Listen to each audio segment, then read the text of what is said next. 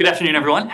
Good to see everyone. I think as everyone knows and everyone can see, we have a very special guest with us today, someone who needs no introduction, especially to this room. Many of you know him, all of you know of him. Secretary Kerry, our Special Presidential Envoy for Climate, is going to offer some opening remarks as we look forward to COP in the coming days, and then he will take some of your questions. So without further ado, Secretary. Ned, thank you very, very much. Great to be back with almost everybody. No Matt Lee, and a few others.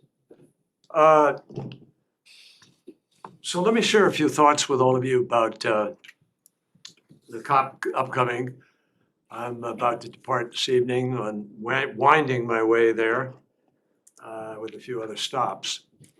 But at this year's COP, we're working very closely with all of our allies, with many, many countries, and around the world in order to principally raise climate ambition. That's the fundamental goal. And we left Glasgow keeping alive the possibility of holding the Earth's temperature increase to 1.5 degrees. That's the goal, the scientifically established goal. And we secured very significant commitments from about 65% of global GDP to do exactly that, to keep the temperature increase to the 1.5 degrees.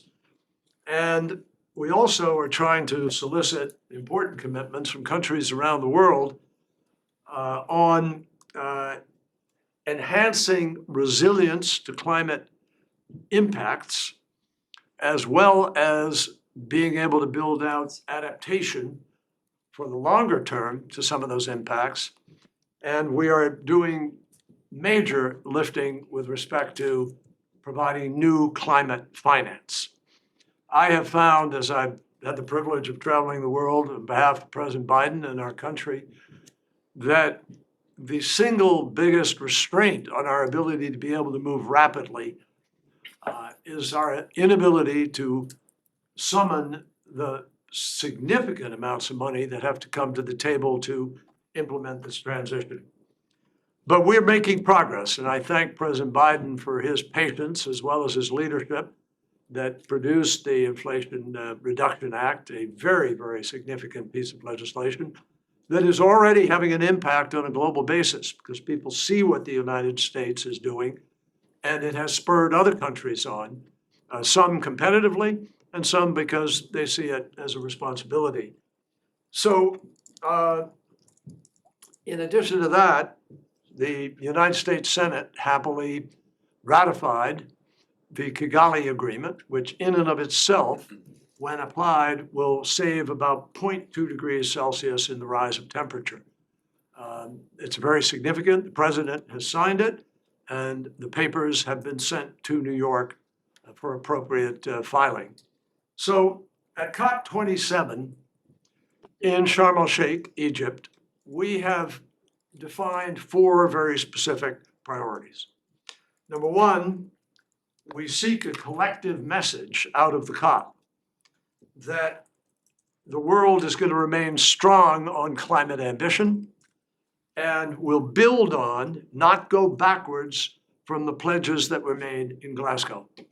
As we know, according to the International Energy Agency, if all the promises of Glasgow are indeed fulfilled, we would by 2050 be at about 1.8 degrees of warming. The fact that the pledges to date with only 65% of GDP can achieve that is really quite remarkable, and it says to all of us, if we do what we pledged to do, and if we now do more, we can actually win this battle, and it gives hope.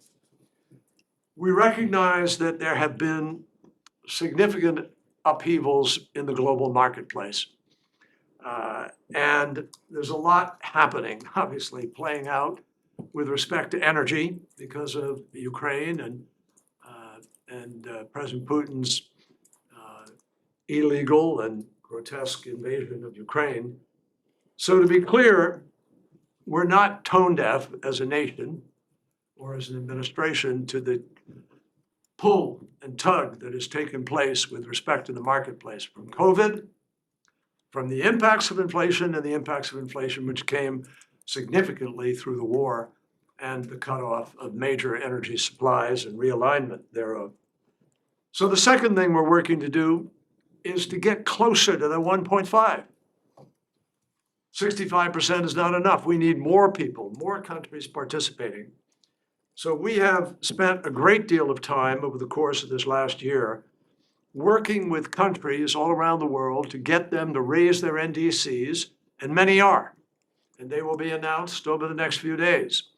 I was just in Mexico a few days ago, and we will have a major announcement, which President Lopez Obrador has agreed to with respect to what Mexico is now going to undertake. And that will be significant, because that is not where we were in the time of Glasgow. In addition, we've been working with Indonesia, with South Africa, with India, with other countries to try to work on these just energy transition partnerships. And we will have more to say about that in Sharm el-Sheikh. We've also been trying to accelerate the transition, particularly in partnership with the EU, with Germany and the European Bank for Redevelopment. And we have now reached an agreement with Egypt for a reduction in use of gas. The gas will be able to be transferred to Europe to help them during a difficult winter. And in addition, we will have an ability to build out about 10 gigawatts, a significant amount of renewable. There'll be more that we will say about that when we get to Egypt. Third, we are pursuing various multilateral initiatives that will contribute to accelerating the reduction of emissions and also facilitating the long-term transition. We are speeding ahead with the implementation of the Global Methane Pledge that you know we debuted in Glasgow. 122 nations have now signed up. It's a 30% reduction in methane emissions over the course of by 2030, the next 7 years. If that happens, folks, it is the equivalent of every car, every truck in the world, every ship, every airplane in the world, all going to zero by 2030. It's an enormous gain. And we have massive participation in this effort by countries around the world. We welcome these efforts, and we're calling on countries to include those kinds of efforts in their NDCs. With Norway, we are spearheading something called the Green Shipping Initiative. If shipping were in and of itself a country, it would be the 8th largest emitter in the world.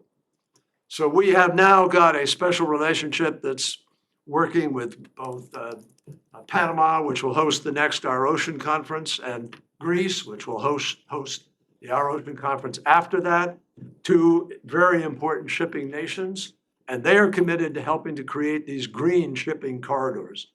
We also are working on the propulsion of those ships and the construction of them. We're adding significant participant numbers to the First Movers Coalition, which is a willing effort by major corporations around the world to send a demand signal to the marketplace by setting goals for the green products that they will buy. So Maersk Shipping has committed that the next 8 ships that they build or buy will be carbon-free. Volvo, General Motors, Ford have committed that 10% of the steel that they buy to make their cars will be green steel. So this market messaging is critical to helping people to make a transition with confidence. And we think that's going to have a profound impact. Fourth and last, we are showcasing a host of US government deliverables related to mitigation and adaptation. We're working very hard to promote adaptation and resilience to climate impacts that are already being felt globally. And given that this COP takes place in Africa, and 17 of the 20 most impacted climate countries in the world are in Africa, and yet they contribute barely nothing to the emissions, it is critical that all of us together, developing and developed world, step up together in order to facilitate the building of resilience and adaptation itself.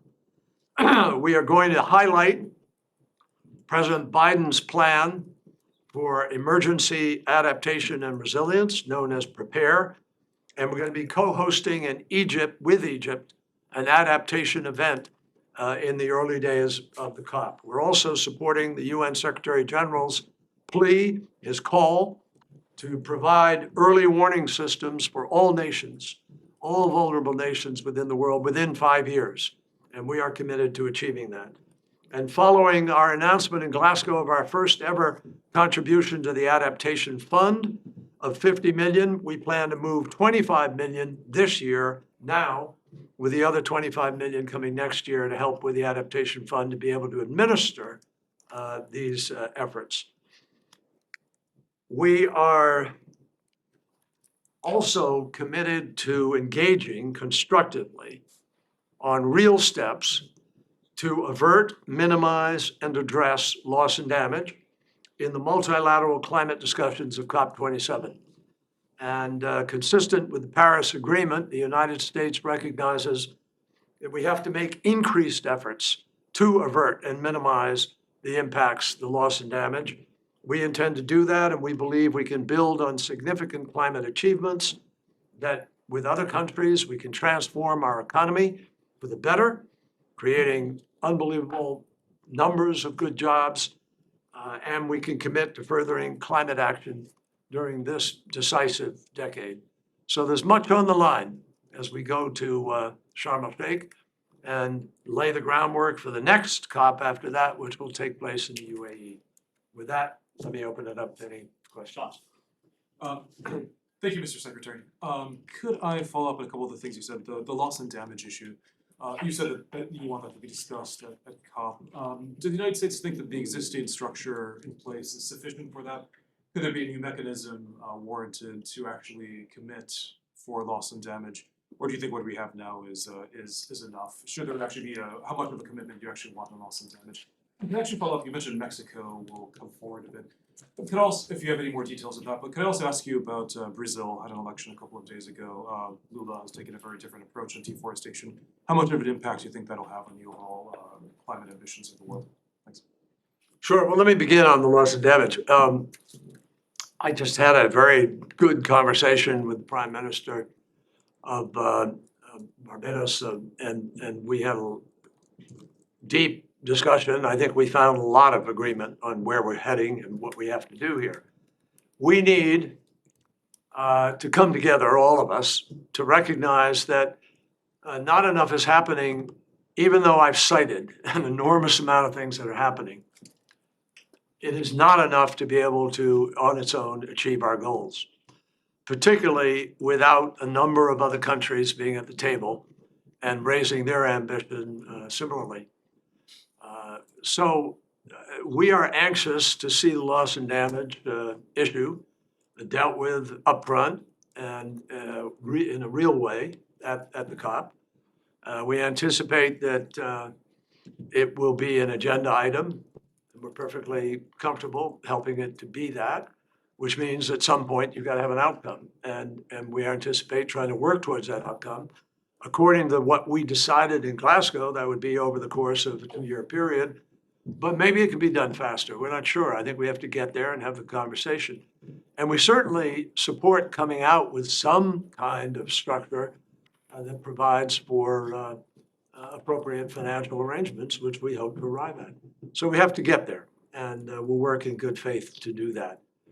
With respect to, and let me just say, well, I think we are anxious to do this in a very cooperative, non-confrontational way.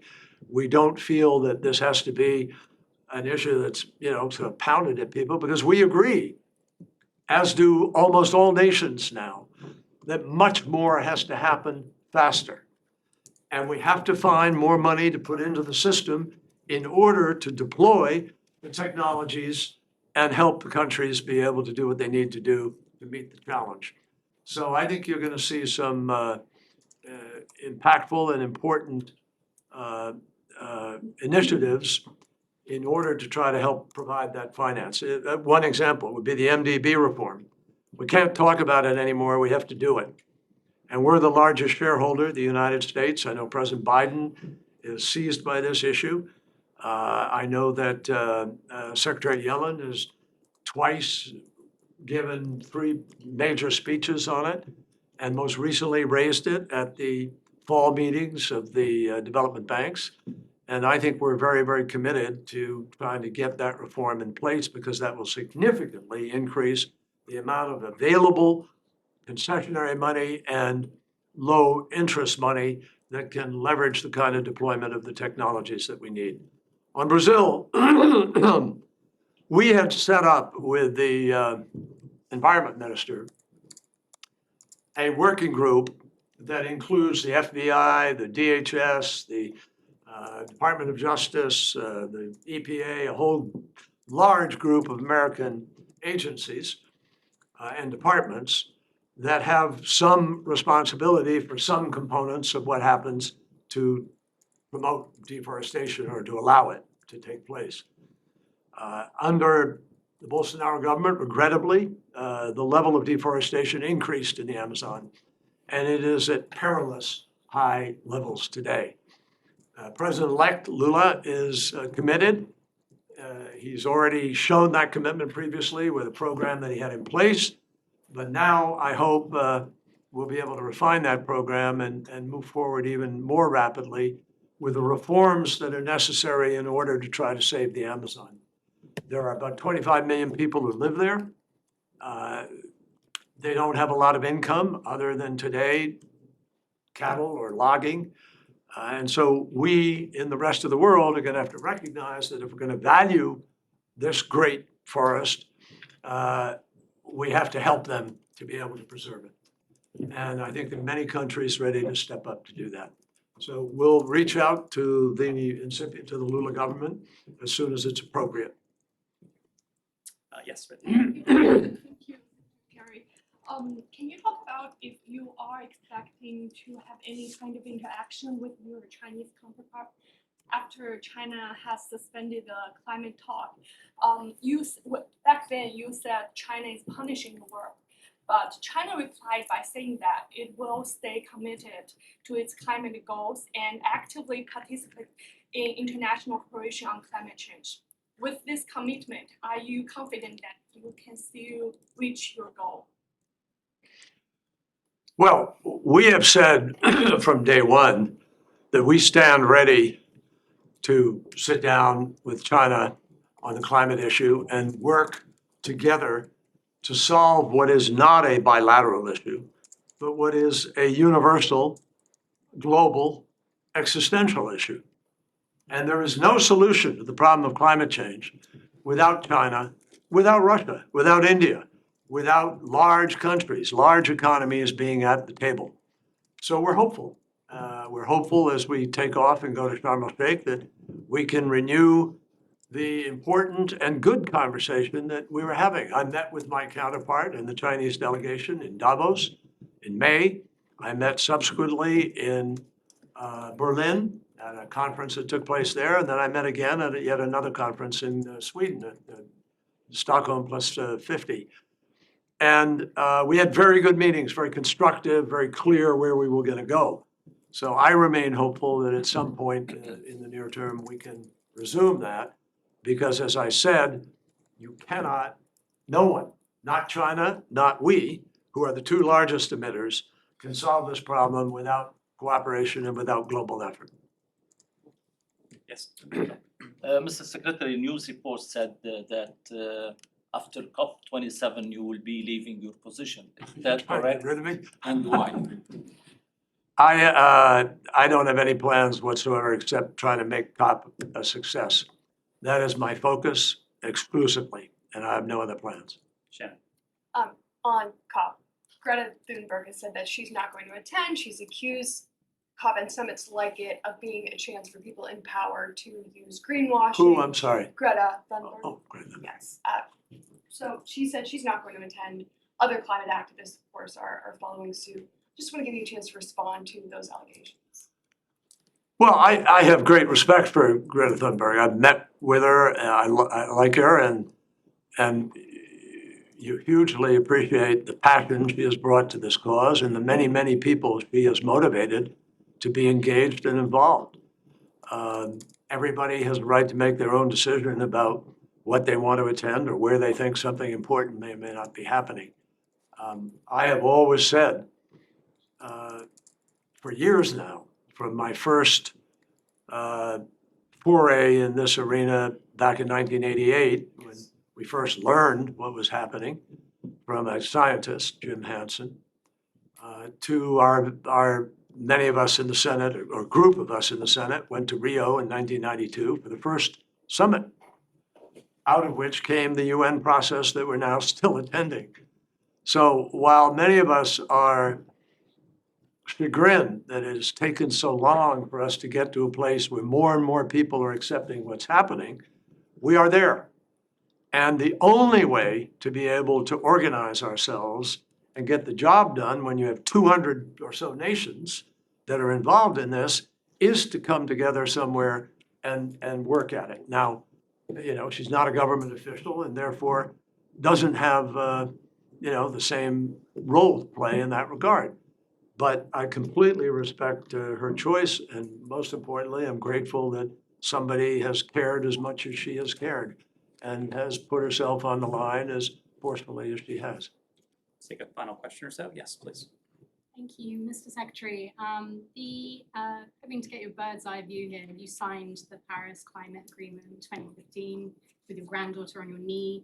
Since then, a lot has happened. Not only as scientists have said that floods, droughts, hurricanes, wildfires, you name it, have got worse, but also we've lived through an administration here that has harbored climate skeptics and deniers. We've lived through populism. We've lived through alternate facts and post-truth. Would you say from when you signed that agreement in 2015 to now, are we or are world leaders in a worse situation or a better situation when it comes to the battle trying to convince people to fight against climate change? Well, this may sound incongruous to you, and I'm sorry for that, but we're actually in both. We are in worse shape in that the melting is taking place faster, the fires are more frequent and bigger, the droughts have been longer and more pronounced, the extreme heat has been higher, and we are now losing maybe 10 million people a year, up from 5, to extreme heat every year. 15 million people a year we lose to the quality of air, which is not quality at all. It's air that is polluted by virtue of greenhouse gases. So the danger to us in not moving yet faster, which we know we must do and can do, is enormous. And every economic analysis will show you that it is far more expensive to not do things today than to do them. And we will pay down the road. We've had 15 $1 billion climate events during this past year. Before that, we had about $10 billion or so. I mean, it is getting bigger and worse in that regard because, Mother Nature doesn't measure whose emissions they are or where they come from. It's the total emissions that have the impact. And the total emissions have gone up, despite the fact that we have set ambitious targets to be able to bring them down. Now, that's the worst sort of side I've shown, that the looming possibility of greater catastrophe is greater today. But, and there is a significant but, and it's important, it's critical to us. More is happening. Many more countries are at the table. Much more effort is being made to transition than at any time in human history. And oil companies, gas companies are now investing in renewables and talking about not being an oil and gas company, but being an energy company.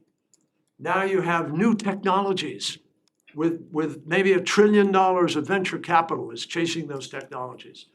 And we're seeing great advances in battery storage and direct air carbon capture and green hydrogen, blue hydrogen. And, there's so many, infusion even.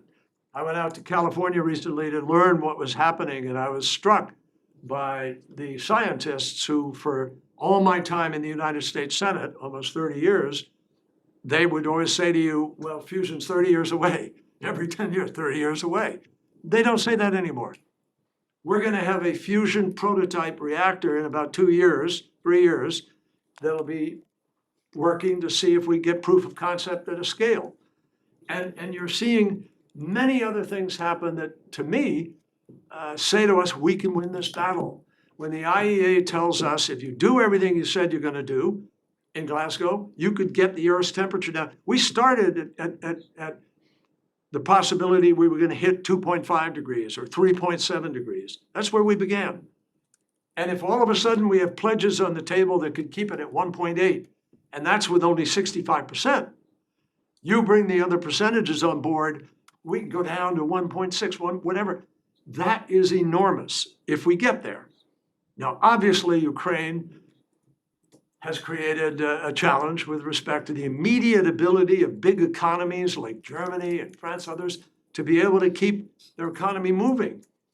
And because the gas is cut off, they've begrudgingly, not with great fervor, but they've said, we gotta keep a few coal plants open in case, we have to keep a nuclear open in case. So some of their decisions are being adjusted, but they're determined. Germany is now moving to 80% of all their power coming from renewables. That's incredible. A powerful country like that with all of its industry. Ford Motor Company and General Motors and other companies around the world have spent hundreds of billions of dollars retooling their plants. Why? Because they're going electric. And by 2035, that's all we're gonna have in America, electric cars being manufactured, not on the road, but being sold in new cars. That's President Biden's goal. By 2035, he wants the power sector of America to be carbon-free. So if we accelerate these efforts, which is what technology and entrepreneurial activity help us to do, this is gonna change even faster. And so that's where I draw enormous hope and some optimism, because I believe we can still make this happen. But we have to make the right decisions and implement those decisions. President Biden's passage of the Inflation Reduction Act, which will have significant tax credits and production tax credits, will direct industrial behavior. And by virtue of the money that goes through the Department of Energy that will go to our national laboratories, we will be pushing the curve of R&D and deployment more than at any time in our history. We're looking at a transition that is as big, if not bigger, I would say bigger, than the Industrial Revolution. We're gonna change the way we provide energy. We're gonna change the way we move. We're gonna live, cleaner, hopefully, and believe me, safer. Because we don't have to send young people off to defend our energy interests in some other part of the world when we make it right here at home. So I'm excited about those possibilities, and I think the private sector is going to have a profound impact on our ability to solve this problem. Why? Because no country in the world has enough money to affect this transition. You have to get trillions of dollars in play. That's what the UN Finance Report says. Somewhere like $2.5 to $4.5 trillion every year for the next 30 years. Where's that coming from? Well, if we bring the private sector to the table, provide the right incentives, and do the right things, we can deploy trillions of dollars of investment in those new energy production facilities, in the new transportation facilities, and the rest will be history. So on the one hand, on the other, and we have to make the right choices. Thank you all very much. Mr. Secretary, thank you very much. Hopefully we can have you back after COP. Thanks. Appreciate it. Feel like I can pack up for the day. There are a couple things we would like to get to, so we'll spend a few minutes answering your questions. First and importantly, the African Union's announcement of the signing of a cessation of hostilities between the government of Ethiopia and the Tigrayan People's Liberation Front represents an important step towards peace. We applaud the parties for their commitment to peace and reaching this agreement. We commend the African Union panel former President Obasanjo, former President Kenyatta, and former Deputy President Labo Guka on their extraordinary leadership and determined efforts to facilitate this peace process. We commend as well the work of the African Union, its Commission Chairperson Faki, South African President Ramaphosa, and Foreign Minister Pandor as hosts and international partners, including the United Nations and IGAD. The United States remains committed to supporting this African Union-led process and to partnering to advance peace in northern Ethiopia. And next and finally, before we turn to your questions, today is the International Day to End Impunity for Crimes Against Journalists, a day in which we reaffirm our condemnation of crimes against journalists and promote accountability for those who attack press freedom. As all of you in this room know well, journalists are the bedrock of an independent and free press. Journalists provide the public with a chance to know the truth about ourselves, about our countries, about our governments, and often they do so when facing danger and adversity. Since 1992, over 1,500 journalists and media workers have been killed in pursuit of information, with most of these cases remaining judicially unresolved. According to the Committee to Protect Journalists, 294 journalists were languishing in jail for doing their work as of last December. Increasingly, journalists face threats and attacks online where female journalists are disproportionately targeted. Per a UNESCO survey, 73% of women journalists have been harassed online due to their work. The UN Plan of Action on the Safety of Journalists was established 10 years ago to protect journalists through legislation, mechanisms, and guides aimed at creating a secure and just environment for media. Despite these efforts, the international community must continue to take a stand against physical attacks, against intimidation lawsuits, against transnational repression, and regulatory pressures that silence media, both online and offline. So please join us today in renewing that commitment to an open and free press around the world. We know that's something you all in this room do each and every day. With that, happy to take your questions. Sean. Sort of Ethiopia, to follow up. Sure. Just a couple aspects of that. The disarmament that was announced by the TPLF. How optimistic are you for that? Is there, in terms of the monitoring of that, how significant do you think that is? And also, looking at the deal, how optimistic are you for withdrawal of Eritrean forces? That's always been something that's been of concern to us. So a couple things, Sean. First, news of this agreement between the parties has just emerged in the past couple hours. This news is coming from the African Union. The United States has been engaged directly with the parties. Mike Hammer, our special envoy for the Horn of Africa, has been a participant and an observer in these talks over the past several days in South Africa. But we're going to let the African Union, as the convener of these discussions, speak to the details of it. But we've invested in this process. We invested in this process precisely because we saw it as an opportune venue, as an opportune mechanism that we thought, we hoped, to some degree we expected, and to a large degree we were validated in investing in that process because of the news that's emanating from South Africa today. This, as in other diplomatic achievements the United States has supported, is not one where our role has been necessarily at the front, necessarily at the center. But our role has been consistent, our role has been constructive. We've made clear to the parties over the course of these talks in South Africa and before that, that we are there to support diplomacy. We are there because we know that diplomacy is the means by which this conflict has to be resolved, and today was an important step forward. Now, you raised a couple of questions. They are questions that the parties themselves and the AU will be speaking to, but I think at the core of your question was the notion that today we had an announcement. What we will have to see is follow through, and the United States will be there. We will be there to continue working with the African Union. They will continue to lead this process, but we will continue to engage directly with the African Union, to engage with those in the region who are facilitating this dialogue, and to continue engaging with the parties themselves. Just one more on the relationship with the Ethiopian government. Obviously, there's been some very strong criticism from this building toward Ethiopia, the suspension of the trade privileges as well. Could this be a reopening of the relationship with Ethiopia? Is that premature? How do you see that affecting the relationship with that South Law? These discussions have provided an opportunity for a number of things. In the first instance, they provided an opportunity which we hope to see realized of a cessation of hostilities.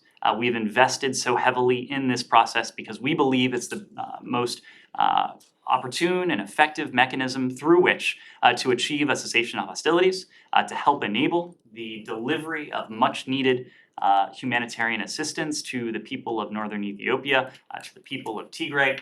We hope and expect that will follow from today's announcement. Attendant with the violence and the conflict that has raged in recent weeks, we've seen continued reports of human rights abuses and atrocities. It's our hope that what was announced today will see an end to those reports and ultimately the underlying abuses and atrocities that we've seen. So the agreement that is set today does set the stage for opportunity when it comes to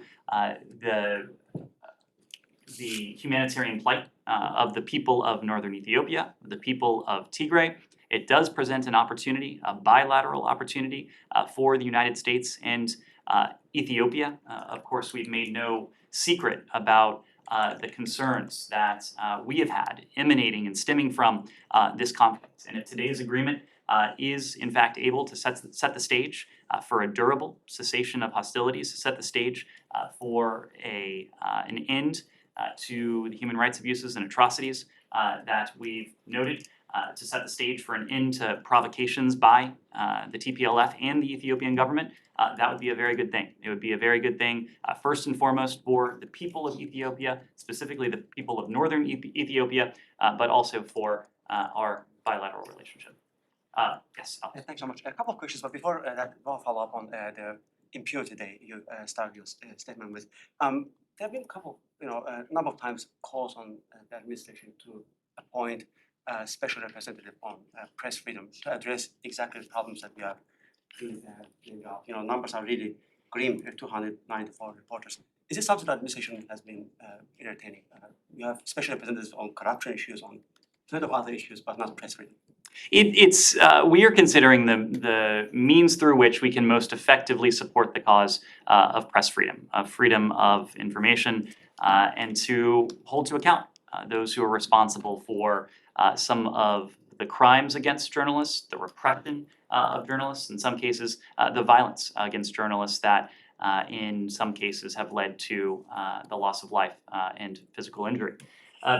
There are offices in this building, including in our Bureau of Democracy, Rights and Labor. Our Undersecretary for Human Rights, Azra Zaya, works very closely with USAID Administrator Power and her team on these issues as well. And ultimately, this is something that Secretary Blinken cares deeply about. He cares deeply about it because, first and foremost, he's the Secretary of the United States. It is the responsibility of the United States to speak out when the universal values that we cherish and we protect and we promote around the world come under threat, as they do with media freedom, when that itself comes under threat. But this is also something that Secretary Blinken has taken personal interest in, as someone who is as he likes to call it, a recovering journalist himself, someone who started his career in the profession and someone who maintains a deep affinity for reporters and journalists. It's something that he feels very deeply and personally. On Russia-Ukraine, if I may, Russia is back to the grain deal, but Putin today said he can't leave it again. How to secure the deal moving forward so this doesn't happen again? And secondly, we can't just pretend that last 3 days didn't happen. It did already affect millions of people. The food prices gone up. How to hold Russia accountable for last 3 days as well, so that it doesn't repeat what it just did? Well, first and foremost, we welcome the fact that through dint of efforts by the UN Secretary General, by our Turkish allies as well, that the Black Sea Grain Initiative will resume. It will resume with ships, according to the UN, transiting the Black Sea again later this week. This is something that we've spoken to the utility of it over the past couple days. It is our hope, and I guess the saying is true, that you don't fully recognize the value of something until it's at risk or gone. And perhaps the world over the past couple days has taken note, even more so, of the value, of the importance, of the indispensability. And I don't think that is overstating it, the indispensability of this particular mechanism. It is responsible for some 420 vessels setting sail from Ukrainian Black Sea ports since it went into effect on August 1st. It's responsible for 9.8 million, nearly 10 million metric tons of grain, the vast majority of which, 2/3, has gone to the developing world. Nearly 1/5 of that, nearly 1/5 of it has gone to the world's least developed countries. So if this has caused the world to recognize the value of this initiative, perhaps that is, although unintended, a welcome side effect of what has happened. But what is most important to us is that this deal gets back on track. Of course, the Russians are speaking to resuming the deal this week. We also know that the deal comes up for renewal later this month. Even before the statements that emanated from Russia this weekend, we were focused on efforts to renew this grain deal. This is not something that quite literally the world can live without. In the short period where this grain deal has been in doubt over the past couple days, we've seen grain prices rise. We've seen shippers and insurers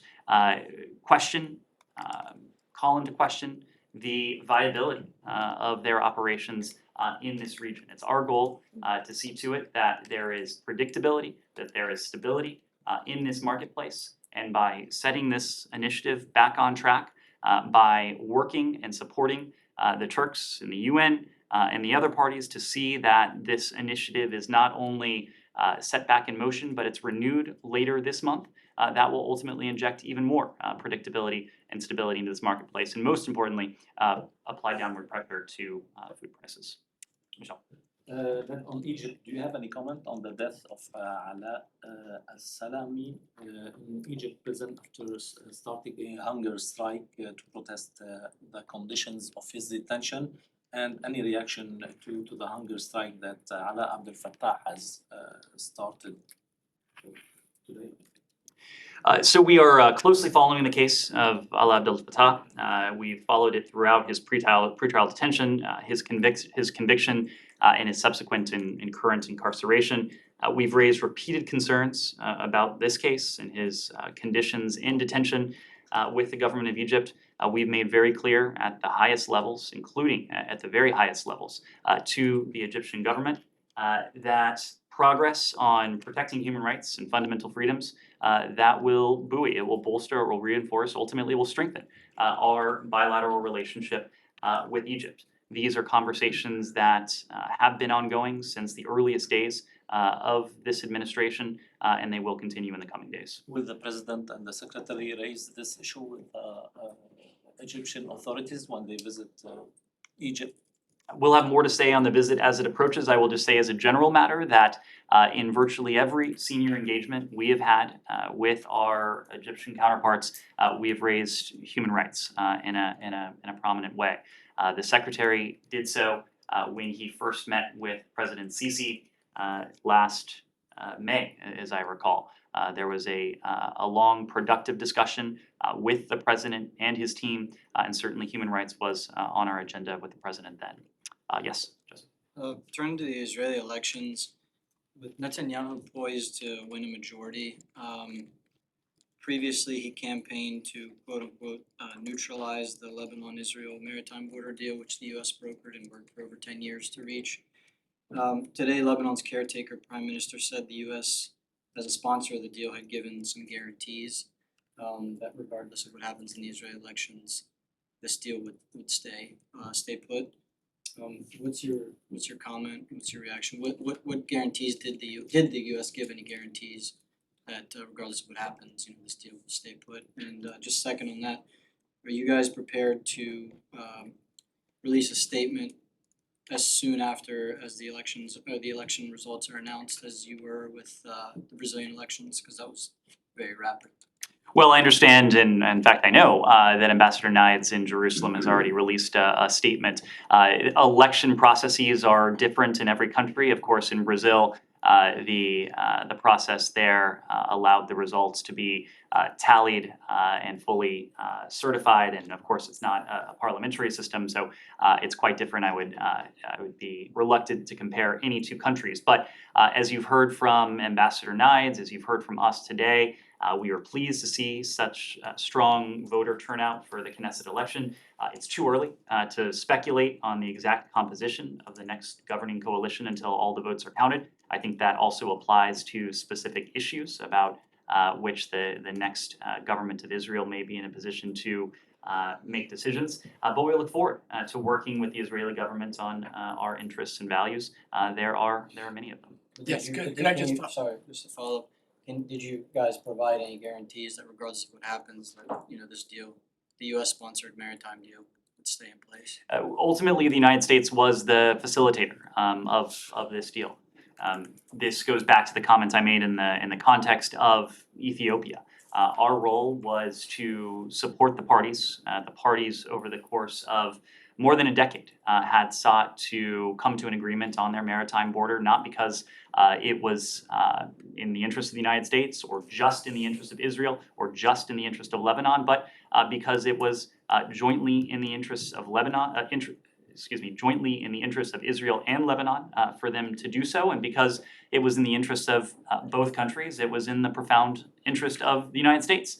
We seek to see a more stable, a more integrated region, and this maritime border, the agreement regarding it, helps to advance that. The United States is going to stay closely engaged with the parties, not only as the facilitator of this original agreement, but because we are close partners to both Israel and Lebanon. We've heard from the current governments in both Israel and Lebanon that this is profoundly in their interests. It's in their economic interest in the first instance, but beyond that, it is in their security interests as well. Scarce resources, we know from history, have the potential to create tensions and potentially to escalate tensions into, in some cases, the brink of conflict. We want to see those tensions de-escalated. The implementation of this maritime border agreement helps to do that, and we will do everything that we can to see to it that Israel and Lebanon both gain from this. Just from quickly, this can you deal as they confirm, do. can you Could I just- confirm or deny earlier reporting citing US officials as messaging that they may or may not communicate or work with certain Israeli officials that may be appointed or nominated?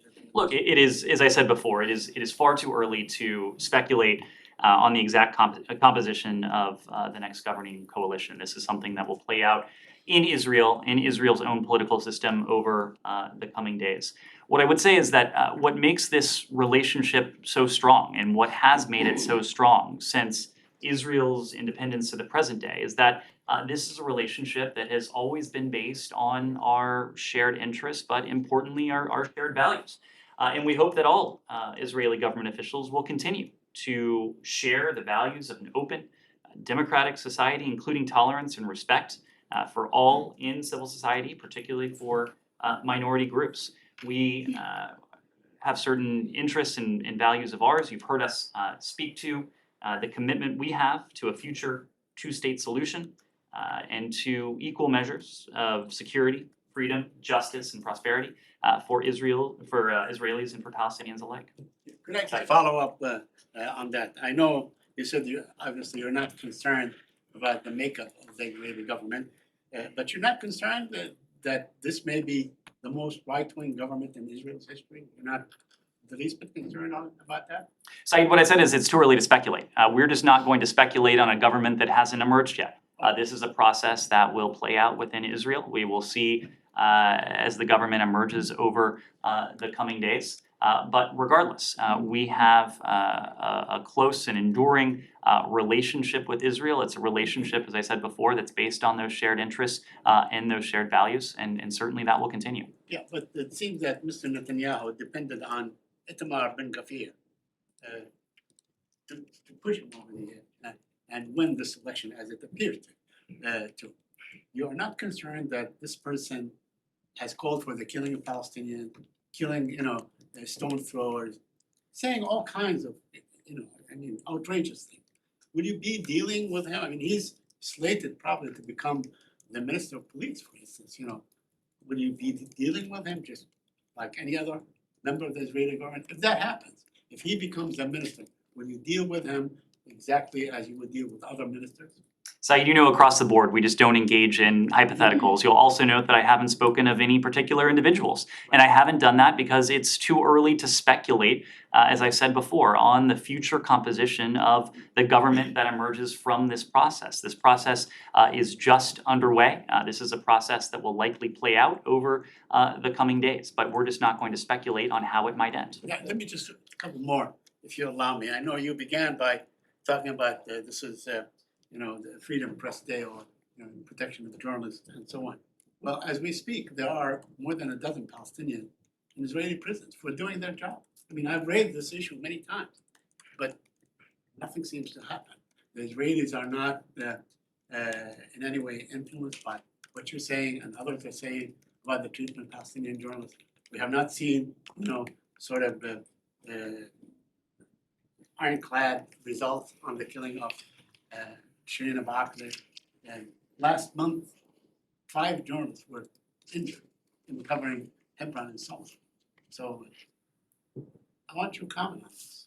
So you'll notice that in the opening statement I gave, we didn't refer to any particular countries when we talked about media freedom. And that was intentional because media freedom is not the responsibility of any single country. There is no single country that is creating offenses when it comes to media freedom. There's no country with a perfect record and is not the responsibility of only one country to advocate But you for carry media a freedom. lot of moral This- weight. You carry a lot This of is weight. a universal right. It is something that should be universally applied regardless of the region, regardless of the country. But you claim the mantle. The United States of America claims the mantle of defending journalists and press freedom and so on. And you are also the premier supporter of the state of Israel. And that's precisely why we started out today, given our support for media freedom around the world, by reaffirming that today. It's something that we do on World Press Freedom Day in May of every year as well. Look, it's difficult for me to speak to offer categorical assessments, but when we have concerns about press freedom in any particular country, I can guarantee you, and in fact, from our own public statements, that we don't hesitate to speak out. That is true in countries around the world. Yes. On grain deal, Ned, over the course of last 3 days, you have been very candid talking about the suspension of the deal, and you called on Russia, of course, to resume it, and then you called it that Russian suspension of this deal is actually a collective punishment to the world. And today, the Turkish President Erdogan called Putin and convinced him to resume the deal, and he succeeded. Don't you think that he needs some credit here and then possibly some thanks from Putin that he convinced President Putin in that to resume the deal? Absolutely, and I think I said in my comments just a moment ago that we're deeply appreciative of the efforts of our Turkish allies. In fact, I did say that. Deeply appreciative of the efforts of our Turkish allies and the UN Secretary General. This was an initiative that in the first instance, Secretary General Guterres helped put together, but it came together initially with the critical support of Turkey, of Ukraine. Ultimately, Russia agreed to it as well. We are grateful and appreciative, similarly, of the efforts on the part of the Secretary General in Turkey to get this deal back on track. Senator. Just to follow up on Sean's questions on Ethiopia, you mentioned in one of your answers this presents a bilateral opportunity for the US and Ethiopia. I wondered specifically, one thing the Ethiopian government would like is to get back into the AGOA duty-free trade terms. Is that something that could be considered now that there's as they've said, a permanent cessation of hostility? So Simon, as we said last year, I believe it was, this was not a step that we took lightly. It certainly was not a step that we wanted to take. It was a step that we were obligated to take. As you know, the restrictions and the requirements, I should say, of in the law, they're statutorily defined. We apply the facts on the ground to those statutory requirements for eligibility for AGOA. We detailed at the time exactly how Ethiopia had fallen short of those statutory requirements. It is certainly our hope that the Ethiopian government will be in a position to take steps that will allow it to once again be eligible for AGOA. It would be a good thing for the United States, but even more so, it would be a good thing for the people and the government of Ethiopia. Is that something that you've communicated to the Ethiopians? You know, if you're able to come to agreement in this way, that's going to hold you in good stead on the, you know, specifically tying that to the AGOA. This has always been a negotiation between the Ethiopian government and the TPLF. It's been facilitated by the AU. The Ethiopian government engaged in these discussions based on their own interests to pursue peace, to pursue stability in northern Ethiopia. Last year, we were very clear when we made the announcement of Ethiopia's ultimate removal from the AGOA program about why we were taking that step and the steps they would need to take. If that discussion featured into the government of Ethiopia's thinking, I would need to refer you to them. But ultimately, these are decisions, sovereign decisions that the Ethiopian government has made in the context of what has transpired recently in South Africa. Yes. Thank you. The Special Inspector General for Afghanistan Reconstruction, or SIGAR, sent a letter to the lawmakers and said that the State Department and also USAID are not cooperating properly with them regarding Afghanistan, what happened in the one last year in Afghanistan, and particularly about $1.1 billion that the United States sent to Afghanistan. Would you like to comment on that? I would. This is something we've spoken to in recent weeks, and I apologize in advance. There's some detail to it, but our position is that except for certain specific funds, SIGAR's statutory mandate is limited to funds available for, quote, the reconstruction of Afghanistan. Since the Taliban takeover in August of last year, we have stopped providing assistance for the purpose of reconstruction. And we now focus on alleviating the immediate humanitarian situation in the country. SIGAR itself has actually acknowledged that reconstruction programming is different from humanitarian aid, has acknowledged there is a distinction there. Yet SIGAR's current work does not appear to fall under its statutory mandate to oversee the funds for, quote, the reconstruction of Afghanistan. As I said before, we stopped providing assistance for that specific purpose, namely the reconstruction of Afghanistan following the Taliban takeover in 2021. Nevertheless, the department and USAID as well, we have provided SIGAR written responses to dozens of questions, as well as thousands of pages of responsive documents, analyses, and spreadsheets describing dozens of programs that were part of the US government's reconstruction effort in Afghanistan. We are regularly and frequently working with SIGAR within the scope of that statutory mandate. And as part of the 2022 budget process, SIGAR expressly sought an expansion of its statutory mandate from reconstruction to, quote, reconstruction, humanitarian, and other development assistance for Afghanistan. But that expansion in mandate has not been enacted into law, and as such, activities involving humanitarian and development assistance remain outside of SIGAR's current mandate. In addition, the State Department and USAID, we continue to cooperate with oversight bodies, including congressional committees and both agencies' inspectors general that have jurisdiction over aid. And we are, as you alluded to, currently providing Afghanistan, including the $1.1 billion in humanitarian aid that has been provided since August of 2021. Yes. Thank you. I have a question about the news that came today from the UK. Rishi Sunak made a U-turn and he announced that he's going to attend COP27 after all. Does the United States welcome Sunak's decision? And if you can tell us a little bit more about the US-UK areas of cooperation when it comes to energy security and the investment in renewables, as it seems that this is the priority for the new Prime Minister. As he said today, there is no energy security without investing in renewables ahead of the summit.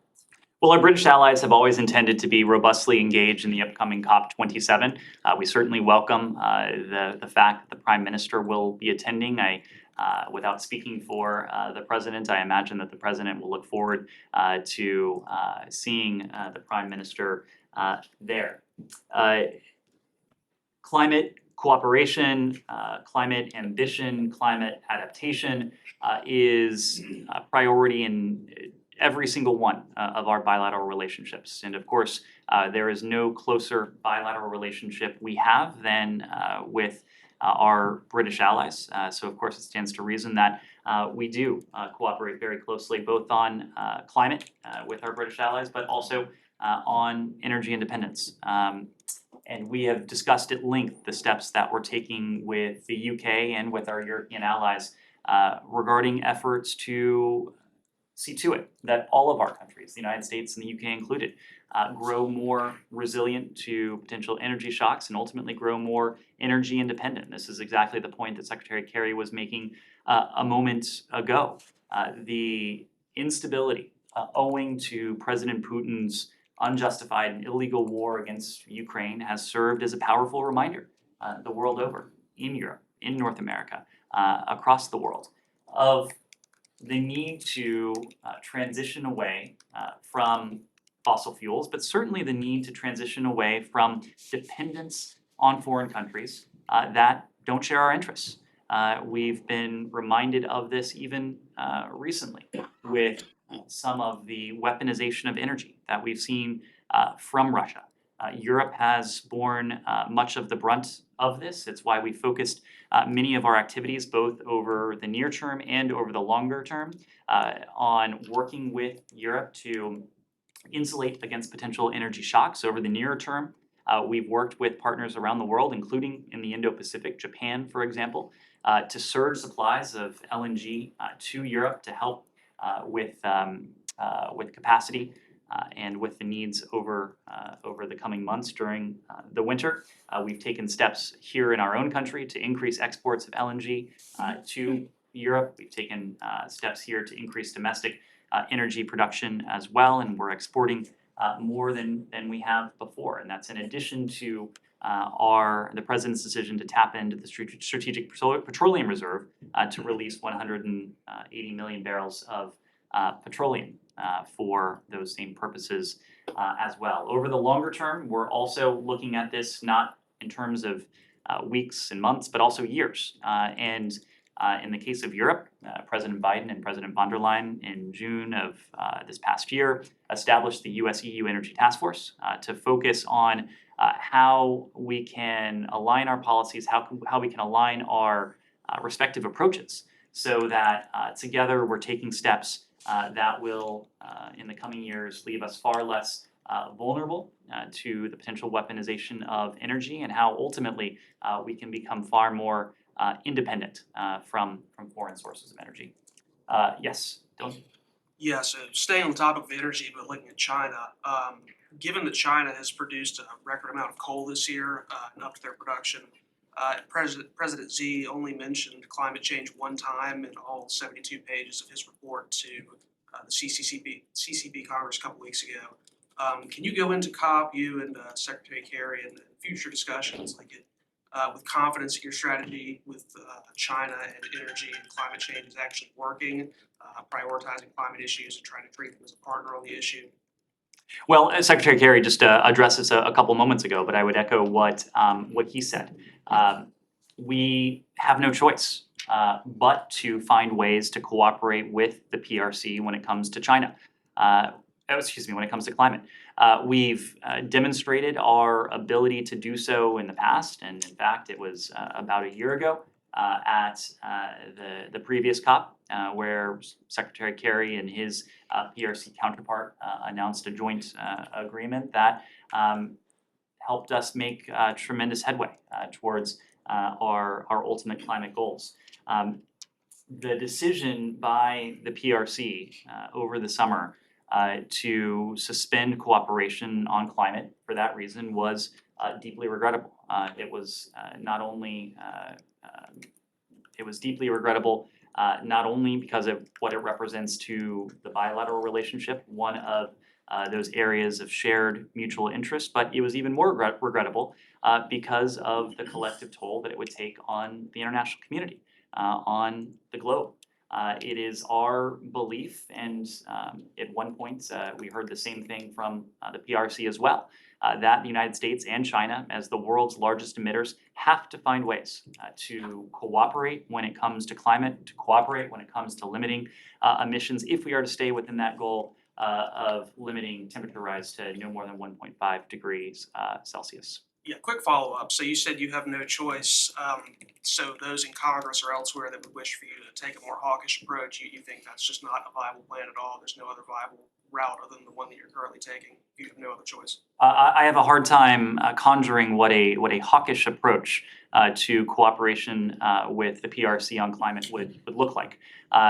This is an area that is manifestly in our interests. It is manifestly in the interests of the PRC. We have demonstrated time and again, including in recent months, the ability of our countries, despite massive disagreements, and in some ways that may understate it, but despite massive disagreements, to work together when it comes to climate. And we've been able to work together on this particular issue precisely because not only is it in our interest, not only is it in the PRC's interests, it's in our shared interests, and it's in the interests of the global community. Yeah. Can I ask on North Korea? There's obviously an unprecedented barrage of missiles overnight. I'm just wondering what sort of leeway, what sort of leverage America has in terms of going forward with North Korea, whether there's any possibility of a slight change in US policy, whether there's a chance this might come up at the G20 meetings in Asia this month. I'm just wondering what more the US can do given obviously North Korea's escalating what it's doing in response to US drills in the region. So let me start by saying that, and you've heard this from us before, but we condemn the DPRK's ballistic missile launches and its reckless decision to fire a missile below the de facto maritime boundary with the Republic of Korea. These launches were in violation of multiple UN Security Council resolutions unanimously adopted by the Council, and they threaten peace and stability in the region. We continue to seek serious and sustained dialogue with the DPRK, but as we've made no secret of, the DPRK has refused to engage. Our commitment to the defense of the Republic of Korea and Japan, it remains absolutely ironclad, and we'll continue to work closely with our allies and partners to limit the North's ability to advance its unlawful weapons program and to threaten regional stability. Shortly after news of these launches broke last night, Secretary Blinken spoke to his South Korean counterpart. The call took place very late last night Eastern time. The two ministers jointly condemned and expressed deep concern about the DPRK's escalatory launches, including one that, as I mentioned before, recklessly and dangerously landed near the ROK coastline. The Secretary took advantage of that conversation to reaffirm for his counterpart, Foreign Minister Pak, the ironclad commitment to the ROK's security and its safety, and he stressed the need for the international community to unite in holding the DPRK accountable for its continued provocations. To that point, the Secretary, we expect, will have an opportunity to travel to the region later this month. As you know, the President is attending the summits later this month. The Secretary will accompany him, and we'll have an opportunity to discuss the threat that the DPRK poses, the instability it's engendering with the region. We'll continue to be in close contact with our ROK allies, with our Japanese allies as well. We'll do that bilaterally, but I think you'll also be able to see us continue doing that trilaterally as well. Yes, Shannon? So also on North Korea, the declassified intelligence today indicating that Pyongyang is supplying Russia with artillery covertly has prompted some criticism that the US isn't doing what it could be doing to enforce already existing sanctions. How do you respond to that? And in this instance, will the US do anything to try to intercept or otherwise halt those shipments that ultimately are going to Russia and to Ukraine can be used in Ukraine on the battlefield?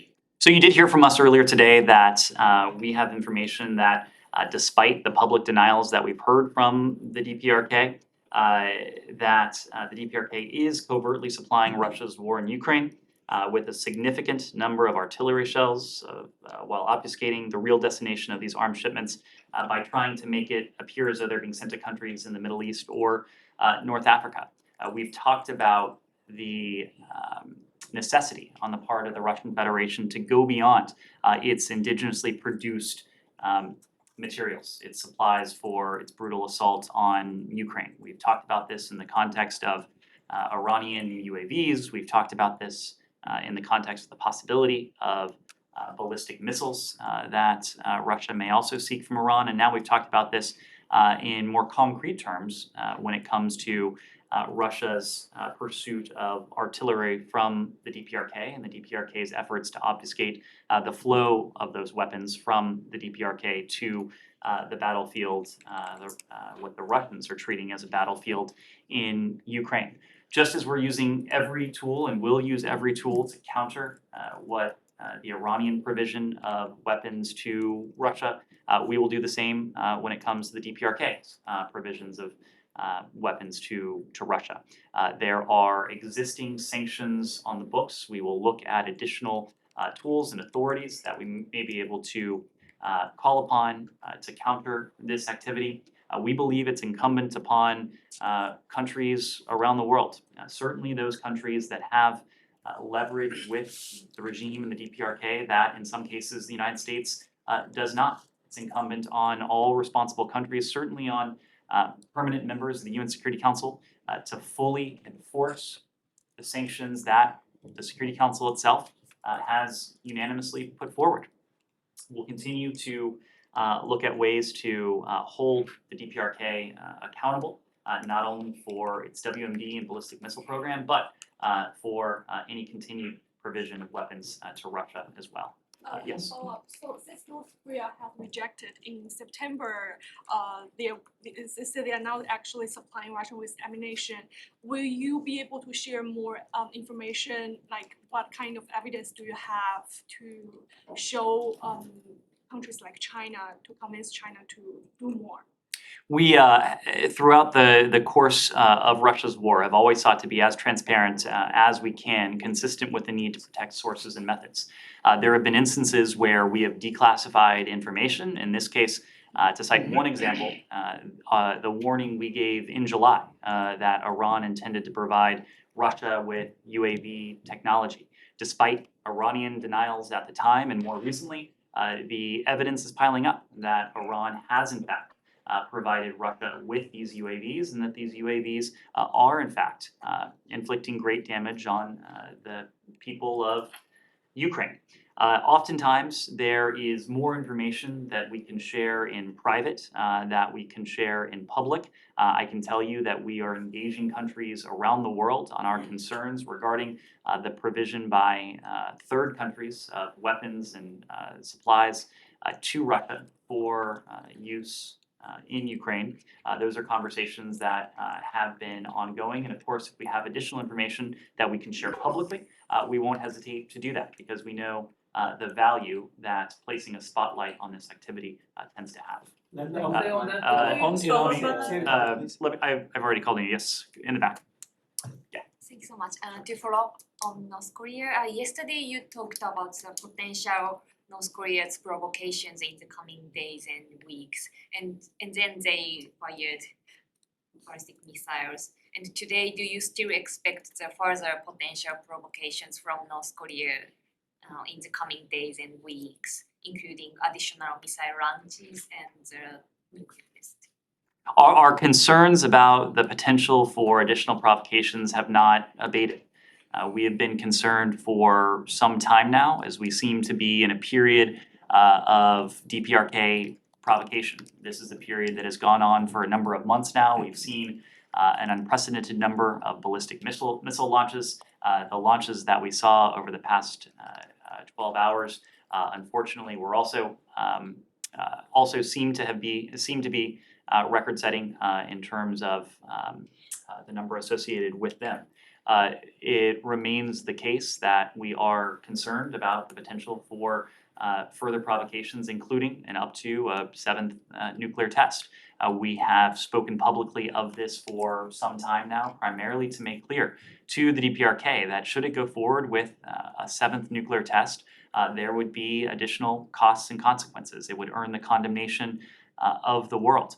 This is a conversation similar to what I said just a moment ago that we have had not only in public, but we've been discussing this in private as well. Sharing information and coordinating with our allies and partners regarding a potential response to what would be a dangerous, reckless, and destabilizing act if the DPRK were to go forward with the seventh nuclear test. Yes.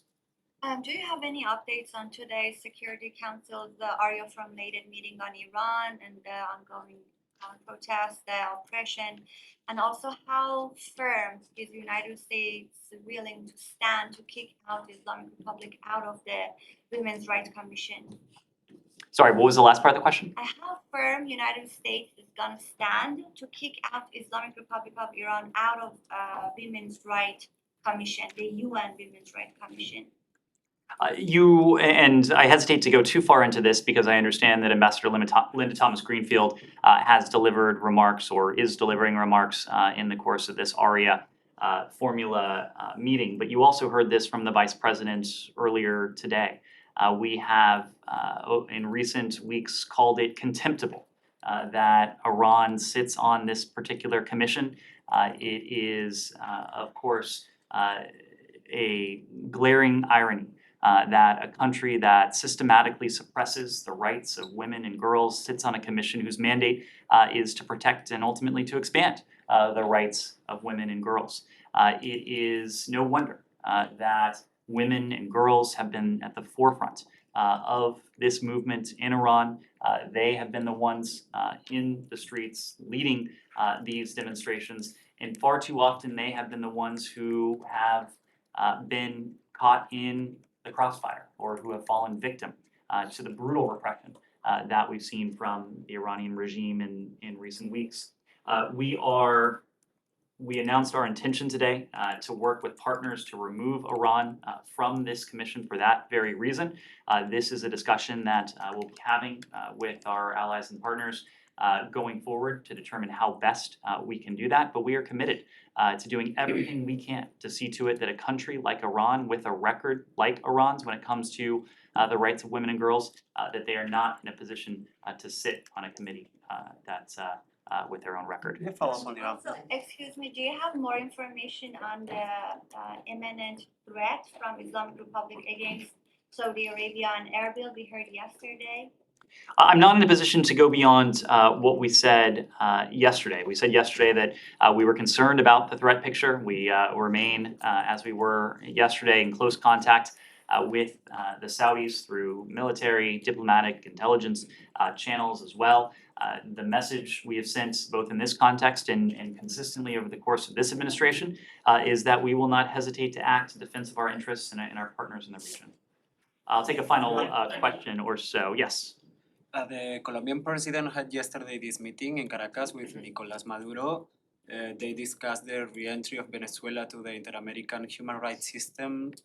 What's your position? You have any comment on that? The Maduro regime's policies, and this is evident around the world, but they have generated poor economic, political, human rights conditions in Venezuela. We, of course, respect the sovereign rights of governments to chart their own foreign policy. We also call on democratic governments to uphold the democratic norms that have been broken by authoritarian regimes like Maduro's in Venezuela. It is our goal to support the democratic aspirations of the people of Venezuela who have been, again, systematically denied of those rights by the Maduro regime. We believe that a return to Mexico City, a return to the negotiating table where the regime and the unitary platform would be in a position to make progress on what is ultimately the aspirations of the Venezuelan people, to see those rights enshrined, to see those rights protected, and to see those rights restored. That's what we would continue to like to see happen. Until then, our sanctions policies will remain. We have been very deliberate in promoting accountability for the rights abuses that are taking place and that have taken place in Venezuela. And our posture won't change until and unless we see progress on the rights of the Venezuelan people. But you have any message to the president of Colombia that he had this meeting with?